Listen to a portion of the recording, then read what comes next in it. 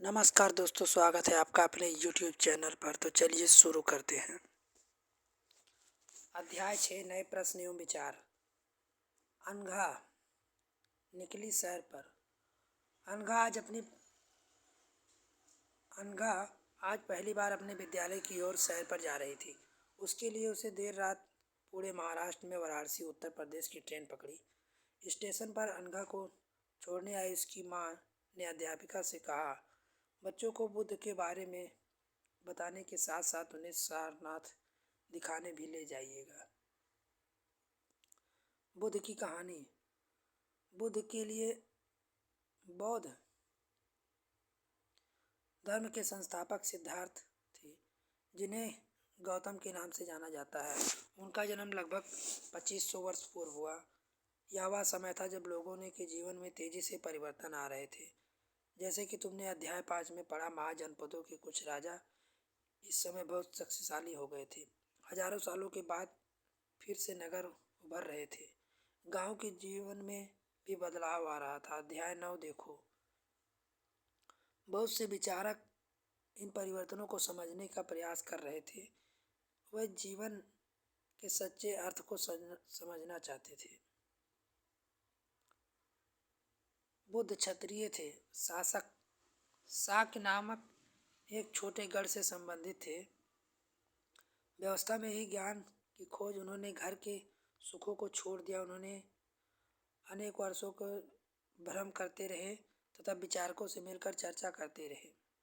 उन्होंने बौद्ध गया बिहार में एक पीपल के नीचे कई दिनों तक तपस्या की, ज्ञान प्राप्त कर उसके बाद बुद्ध के रूप में जाने जाने लगे। यहाँ से वाराणसी के निकट स्थित सारनाथ गए, जहाँ उन्होंने पहली बार उपदेश दिया। कुशीनगर में मृत्यु से पहले शेष जीवन में उन्होंने पैदल एक स्थान से दूसरे स्थान की यात्रा की, लोगों को शिक्षा देने में व्यवस्थित किया। सारनाथ स्तूप। यहीं पर बुद्ध अपना सर्वप्रथम उपदेश दिया। इसी घटना की स्मृति में यह स्तूप का निर्माण किया गया। अध्याय 10 में तुम इस स्तूप के बारे में अधिक पढ़ोगे।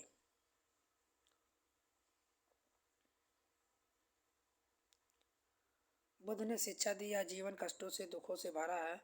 ऐसा इसलिए कि हमारी लालसाओं के कारण होता है। कभी कभी हम चाहते हैं कि वह प्राप्त कर लेने के बाद भी संतुष्टि नहीं होते हैं और अधिक वस्तुओं को पाने की इच्छा करने लगते हैं। उन्होंने लोगों को दयालु और मनुष्यों के साथ जानवरों के जीवन का भी आदर करने की शिक्षा दी। वह मानते हैं कि हमारे कर्मों के परिणाम चाहे अच्छे हो या बुरे, हमारे वर्तमान जीवन के साथ साथ बदलाव बाद भी जीवन के प्रभावित करते हैं। बुद्ध अपनी शिक्षा सामान्य लोगों को प्राकृत भाषा में दी, इससे सामान्य लोग भी संदेशों को समझ सके। वेदों की रचना के लिए किन भाषा का प्रयोग किया जाता है?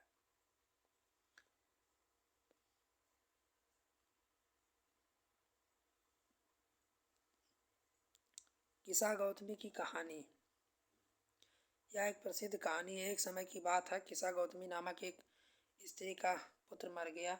इस दुख से वह इतनी दुखी थी कि वह अपने बच्चे को गोद में लेकर सड़कों पर घूम रही थी। लोगों से प्रार्थना कर रही थी, उसके पुत्र को जीवित कर दो। एक भला व्यक्ति उससे बुद्ध के पास ले गया। बुद्ध ने कहा, मुझे एक मुट्ठी सरसों की बीज ला कर दो, मैं तुम्हारे पुत्र को जीवित कर दूंगा। किस्सा गौतमी बहुत प्रसन्न हुई। जैसे ही वह बीज लाने गई, बुद्ध ने कार रोका और कहा, ये बीज एक घर से मांग कर लाओ जहाँ किसी की मृत्यु न हुई हो। किस्सा गौतमी दरवाजे में एक दूसरे के यहाँ गई, लेकिन उन्हें पाया किसी के घर में कोई ना कोई मारा पड़ा था। जैसे पिता किसी के मरे, भाई बहन, पति पत्नी, चाचा चाची, किसी न किसी की मृत्यु हुई थी।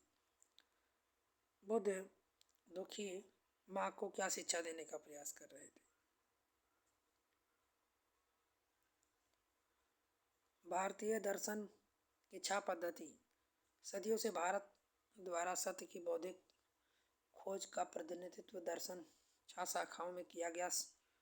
वैश्विक न्याय, संघ, वेद, योग, पूर्ण मीमांसा, योग वेदांत और उत्तर मीमांसा के नाम से जाने जाते हैं। दर्शन के 6 पद्धतियों की स्थापना ऋषि कर्ण, गौतम, कपिल, पतंजलि, जैमिनी और व्यास द्वारा की गई। जर्मन मूल ब्रिटिश भारत फ्रेडरिश मैक्समूलर के अनुसार दर्शन की इन 6 शाखाओं का विकास कई पीढ़ियों के दौरान व्यक्तिगत विचारकों के योगदान से हुआ। उपनिषद। इसी समय बहुत सारे अन्य चिंतक दार्शनिक प्रश्नों के उत्तर ढूंढने का प्रयास कर रहे थे। उसमें से कुछ मृत्यु के बाद जीवन के बारे में जानना चाहते थे। अधिकांश चिंतकों का यह मानना था कि विश्व के कुछ ऐसा अस्थायी और मृत्यु के बाद भी बचा रहता है। उन्होंने इसका वर्णन आत्मा और ब्रह्म अथवा सार्वभौमिक आत्मा के रूप में किया। वे मानते थे कि वह अनंत आत्मा ब्रह्म एक है। उपनिषद उत्तर वैदिक ग्रंथों का हिस्सा है। उपनिषद का शाब्दिक अर्थ है गुरु के समीप बैठना। इन ग्रंथों को अध्यापकों विद्यार्थियों के बीच बातचीत का संकलन किया गया है। ये प्रायः सामान्य वार्तालाप के रूप में प्रस्तुत किए गए हैं।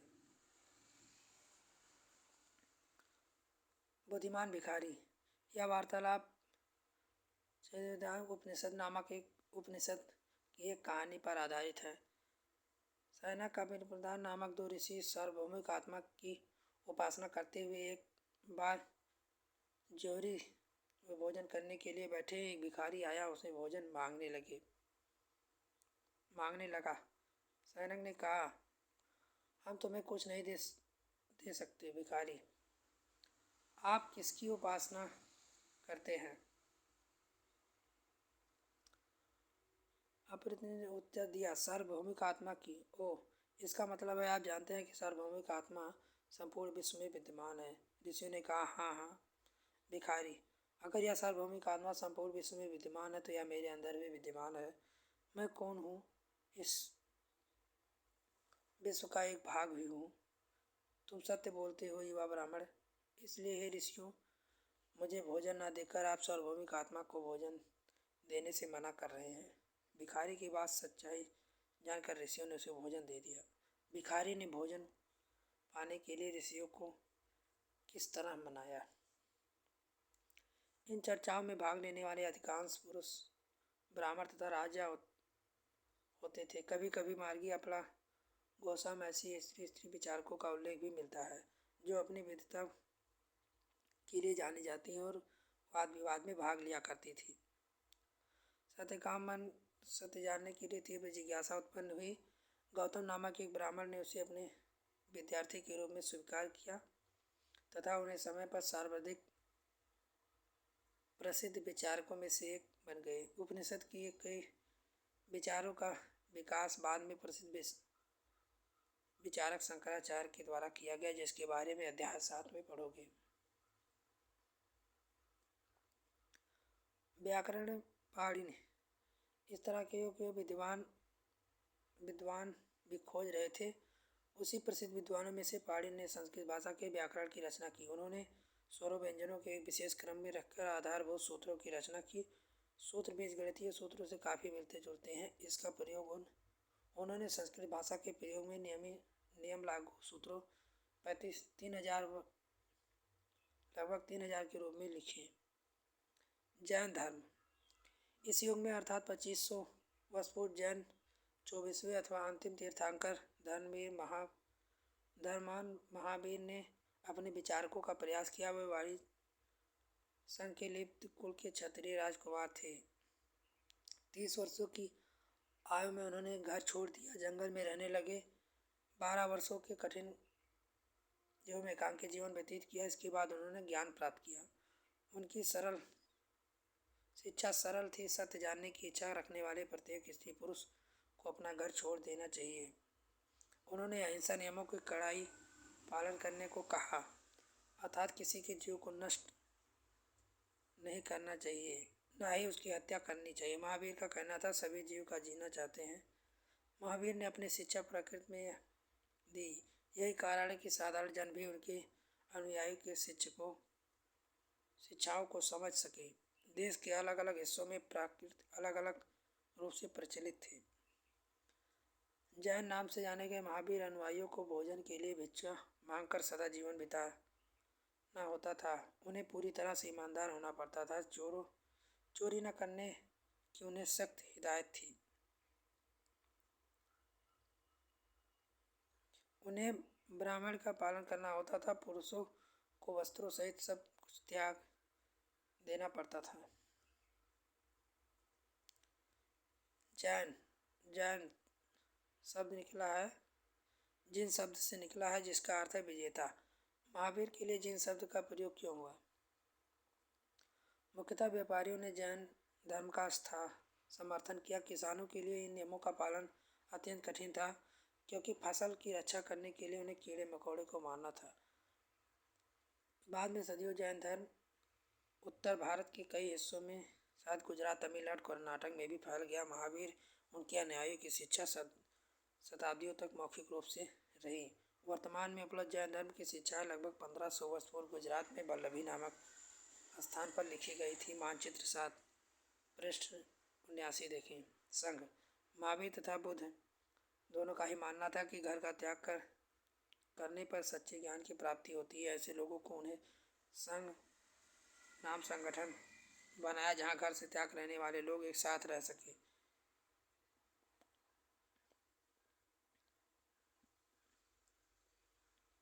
संघ में रहने वाले बौद्ध भिक्षुओं के लिए बनाए गए नियम नामक ग्रंथ के विनय पट्टिका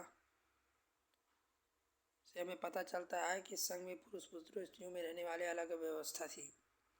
संघ में प्रवेश लेने वाले स्त्री पुरुष सादा जीवन जीते थे। वह अपना अधिकांश समय ध्यान करने में बिताते थे। निश्चित रूप से वह शहरों गांव में जाकर भिक्षा मांगते थे। यही कारण है भिक्षु तथा भिक्षाड़ु कहा गया।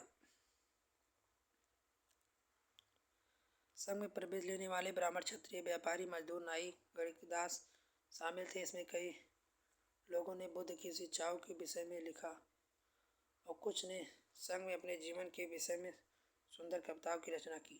पिछले अध्याय में वर्णित संघ और इस अध्याय में वर्णित संघ के बीच दो भिन्नताएं बताओ। क्या इनमें कोई समानता दिखती है? बिहार। जैन तथा बौद्ध भिक्षुक पूरे साल एक स्थान दूसरे स्थान घूमा करते थे, उपदेश दिया करते थे। केवल वर्षा ऋतु में यात्रा करना कठिन हो जाता था। एक स्थान पर वे निवास करते थे, उद्योग बनवाए, अनुयायी निवास अथवा पहाड़ी क्षेत्रों में प्राकृतिक गुफाओं में रहते थे। जैसे जैसे समय बीतता गया, भिक्षाड़ुओं ने स्वयं को उसके समर्थकों द्वारा अनुयायी अस्थायी शरण स्थलों की आवश्यकता का अनुभव किया। शरण स्थल बनाए जिन्हें बिहार कहा गया। पहाड़ी को काट कर बनाई गई एक गुफा। वर्तमान महाराष्ट्र। भिक्षु भिखारी के धर्म में स्थलों में रहकर ध्यान किया करते थे। एक बौद्ध ग्रंथ से ज्ञात होता है। ठीक उसी तरह बौद्ध अनुयायी जब भिक्षु की श्रेणी में प्रवेश करते हैं तो वह अपना वर्ण, श्रेणी, परिवार सब त्याग देते हैं। प्रायः किसी धन व्यापारी राजा सुबोध द्वारा दान दी गई भूमि बिहार का निर्माण होता था। स्थानीय व्यक्ति भिक्षाड़ुओं के लिए भोजन, वस्त्र, दवाइयाँ लेकर आते थे, जिनके बदले भिक्षुक और भिक्षाड़ु लोगों को भिक्षा देते थे। दूसरा, बौद्ध धर्म का प्रसार पश्चिमी और दक्षिणी भारत में हुआ, जहाँ बौद्ध भिक्षुओं में रहने वाले पहाड़ों में दर्जनों गुफाएं खोदी गई थी।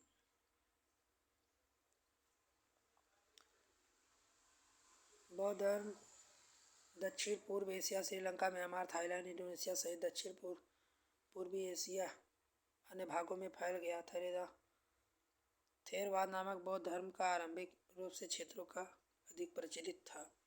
तीर्थयात्री स्त्री पुरुष होते थे जो प्रार्थना के लिए पवित्र स्थानों की यात्रा किया करते थे। इस तरह के चीनी बौद्ध यात्रियों का फासियन काफ़ी प्रसिद्ध था। करीब 1600 पहले आया। स्वांग 1400 साल पहले भारत आया। उसके करीब 50 साल इत्संग आया। सबसे पहले बुद्ध के जीवन में सभी जगहों के प्रतिष्ठित मठों को देखने के लिए भारत गए। इसमें प्रत्येक तीर्थयात्री ने अपनी यात्रा का वर्णन किया। उन्होंने अपनी यात्रा के दौरान आई मुश्किलों को भी लिखा। इन यात्राओं में कई वर्षों लग जाया करती थी। नालंदा शिक्षा का एक विशिष्ट केंद्र है।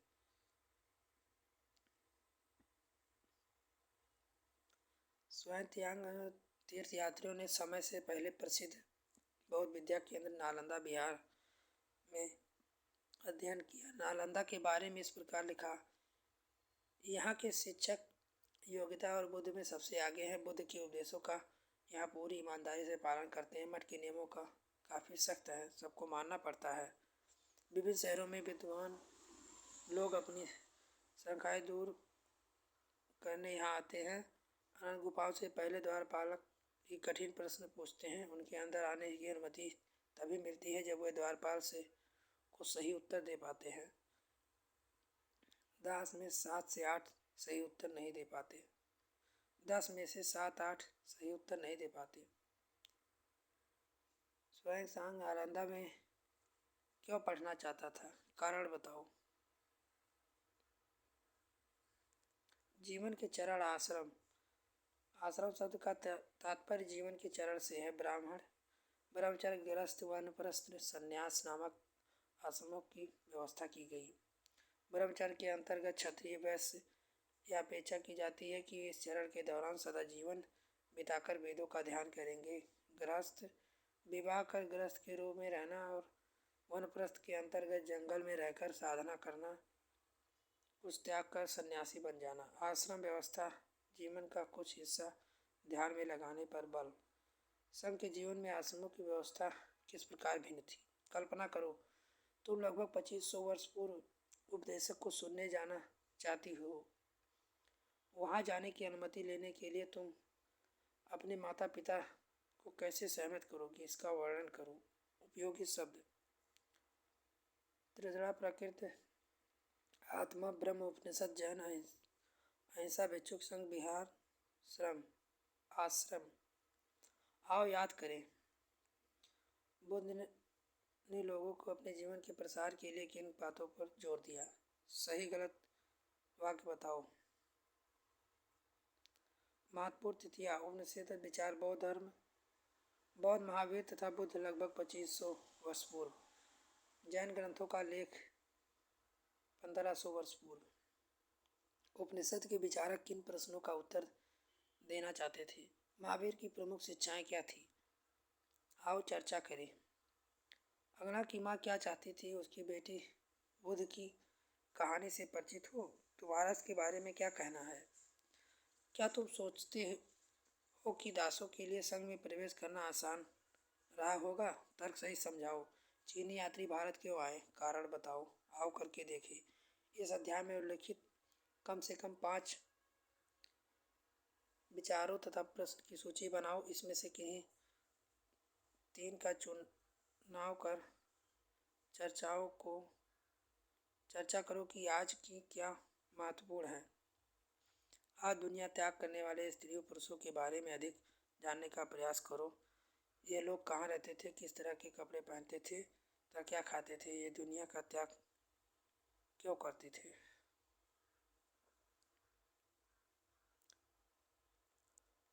लाइक करें, सब्सक्राइब करें हमारे YouTube चैनल को और बेल आइकन दबाएं ताकि इससे रिलेटेड वीडियो आपको मिल सके सबसे पहले। तब तक के लिए जय हिंद, जय भारत।